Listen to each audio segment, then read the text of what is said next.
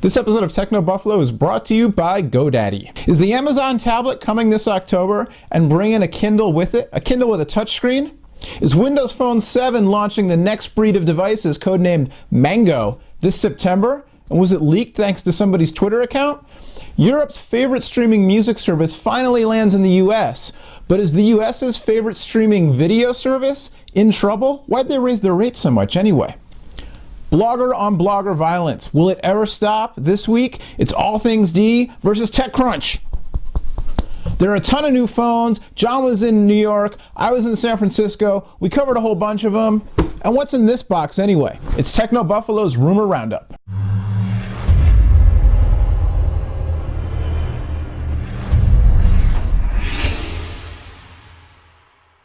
Hey, what's going on, everybody? I'm Noah Kravitz from Techno Buffalo, and welcome to the Roundup for today, July 15th, 2011. This episode of the Rumor Roundup is brought to you by GoDaddy, and unfortunately, I do not have a GoDaddy girl with me here to read that ad copy to you. I can try, but I'm neither a race car driver, nor do I look like a race car driver, if you get my drift. Anyway, I hope you're all doing well. Busy week. Lots of new phones launched this week. Lots of stuff going on. Let's get right to it. As always, you can get more, especially on all those phones that came out. The Status, those new Sony tablets were shown off, the MyTouch Slide 4G, all kinds of stuff going on. Whatever's in this box, over on technobuffalo.com, you can stay on top of all of it, including our own John Rettinger's hands-on coverage from New York City this week. So check that out after you watch this, because this is all about the rumors. The Amazon tablet may be arriving at long last, but it might not be arriving this summer like many of us hoped. Instead, the latest reports, latest rumors, have the tablet dropping in October. And it looks like we are going to see two devices, but possibly not. You know, the rumors change every day, and the latest is that it may be one touchscreen tablet based on Android, probably the gingerbread version of Android, although it might be 2.2, and probably a single core tablet, not a dual core tablet, probably not with a camera. But honestly, I don't think all that stuff matters, because Amazon's target audience, they don't really care about that stuff. They just want the thing to work, and they want to use Amazon services. The books, the magazines, the streaming music, the streaming video, the shopping, all that stuff. And you can bet your bottom dollar that, you can bet your sweet bippy, whatever that means, that the Amazon tablet will have access to all those things. I think we're going to see a big push around streaming video content. Amazon's going to keep pumping up their Amazon Watch Instant, or their Instant Video, whatever they call it. Watch Instant's Netflix. I'm getting ahead of myself. Their video offerings perhaps tied into Prime. But at any rate, looks like we're going to be seeing that device in October, and with it, a touchscreen Kindle, perhaps to battle the touchscreen Nook that I think is the best e-reader out there right now. I love that thing. So stay tuned for more, but it looks like it'll be, you know, October, maybe for lucky September, for the Amazon tablet, and a second device, probably a touchscreen e-reader. Speaking of mobile devices slated to come out this fall, an inadvertent tweet that was pulled down, or maybe it was planned, maybe it was like a little show and tell, little flash and put it back in. I shouldn't do that on camera anyway. By the way, this is my official NBA lockout protest sweatshirt, just so everybody knows. End the lockout.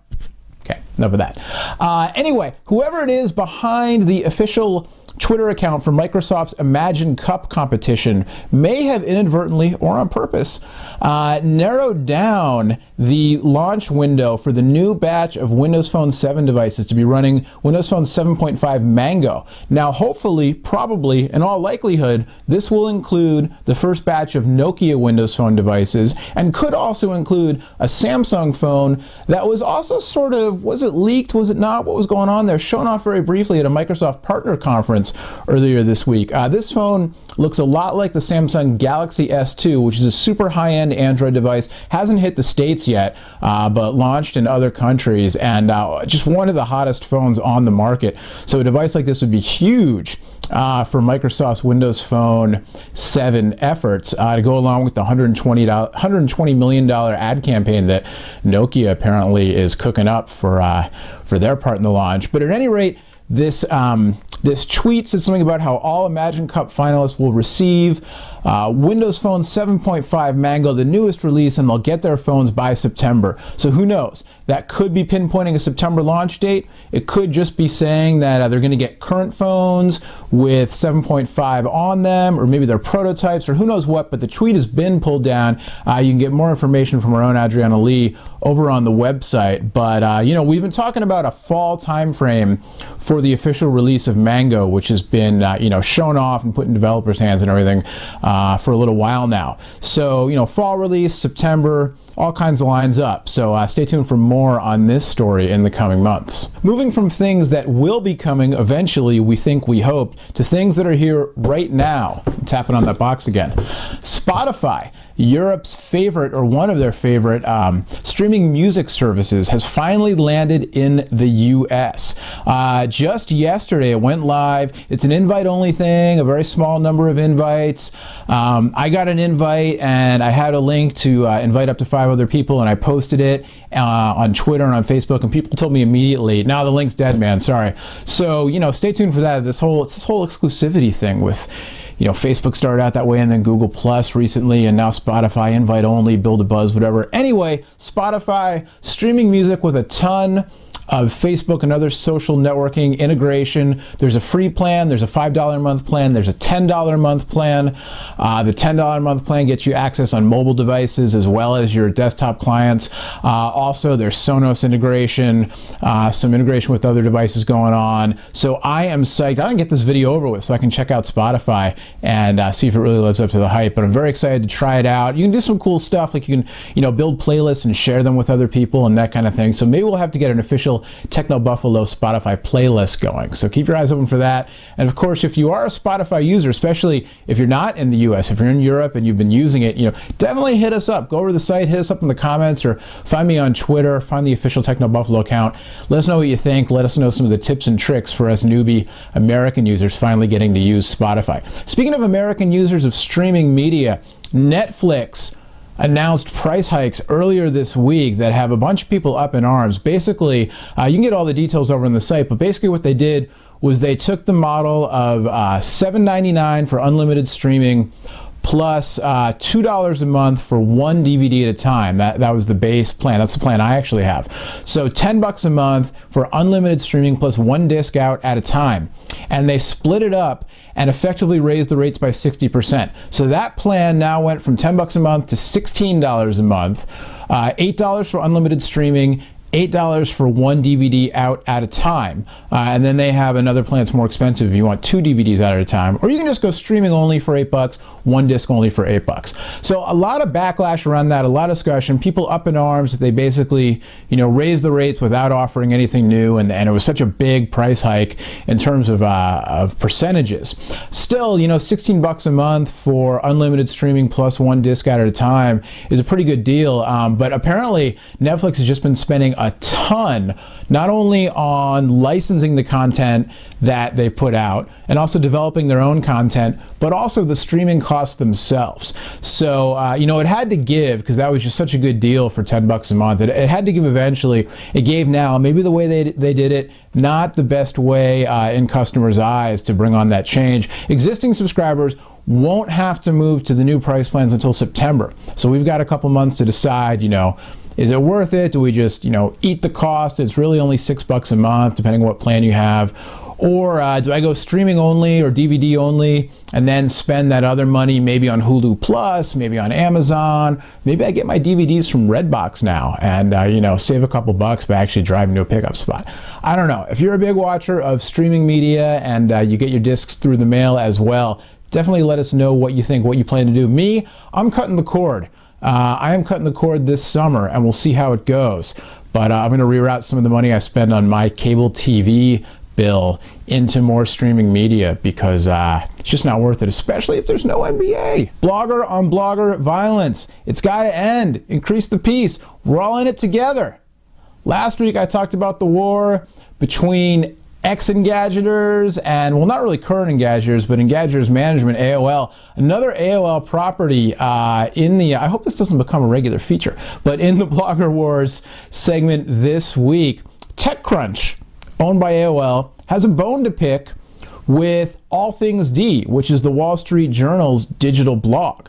TechCrunch writer MG Siegler called out All Things D writer Ina Fried for running an article which basically referred to something that was posted on TechCrunch that Siegler wrote up several weeks ago, and not including a link back to the TechCrunch article. Now, this is the second time in just the past few weeks that All Things D, and actually the same writer, has been called out for not linking back to original source. Daring Fireball, which is Mac, people call him a Mac fanboy, Mac enthusiast, shall we say, to use All Things D's language. Mac enthusiast John Gruber runs this site, Daring Fireball. It's huge in the Mac community, and he called them out for not linking back to a source on a Mac-related article a couple weeks ago. And just this week, just yesterday on Thursday, there was some stuff on Daring Fireball pointing to a post on MG Siegler's personal blog about a TechCrunch article that didn't have a link. And All Things D article linking back to TechCrunch, it didn't have a link. Once it was called out, All Things D went back and added the link in, but some name calling going on and all kinds of stuff. I'll tell you this. I firmly believe if you're going to source somebody, you got to link back to them. That's how the web works. That's how it goes. But, you know, is there a way to, can we settle this privately? Do we have to call people out? Or do you have to be called out to, to change? I don't know. You tell me. But all you bloggers out there, make sure you link back to your sources and attribute the original sources, because, you know, when you get that big scoop and everybody else is running it, you want their links back. That's how you grow traffic. That's how you grow audience. That's how it works. Get reliable, secure web hosting without the long-term contract. GoDaddy's hosting plans are bigger and better than ever, with 99.99% uptime, free 24/7 support, and no annual commitment. And remember, you can download GoDaddy's free iPhone, Android, or BlackBerry app to order right from your phone, manage your current domains from your phone, and so much more. Control all your account from your smartphone. That's the way you got to do it if you're hosting websites in the modern world. Check out revision3.com/GoDaddy for a list of all the amazing GoDaddy deals from Revision 3. And if you use the promo code Buffalo1, that's the word Buffalo and the number 1, you can get 10% off.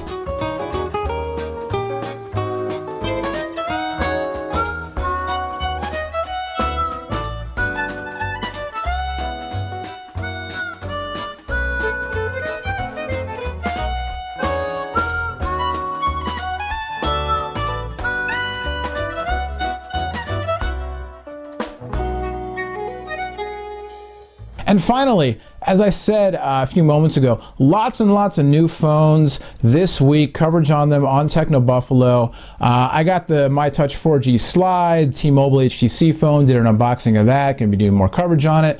John was in New York, got the Facebook phone, the HTC Status. I kind of wish they'd kept the name as Cha-Cha or Cha-Cha-Cha, but the HTC Status. Also, Motorola and Sprint announced the launch date for the Photon 4G coming out July 31st. Sony and AT&T talked about those two new Sony tablets, the S1 and the S2. The S2 coming to AT&T. And what is in this box? I think you're going to have to go to Techno Buffalo to check it out. I'll give you a hint, though. It's a phone. I know that for sure from the return address. I'm smart that way. Anyway, lots of stuff this week in the world of mobile in particular. So head on over to Techno Buffalo to check that out. And, of course, to get all the latest rumors, because I'm sure by the time that this video is up, there's going to be a new one. Who knows what. I'm trying not to say the I word. I guess I said it at the very beginning. But you can get the latest on the rumors as well. So till next time, again, thanks to our sponsor, GoDaddy. Next time we do a GoDaddy sponsored show, I'm going to see if I can get one of the GoDaddy girls to do the ad read with me. That'd be fun, right? I don't know if I can get them to come out to my office. Anyway, I'm Noah Kravitz for Techno Buffalo. We will see you next time on the Rumor Roundup.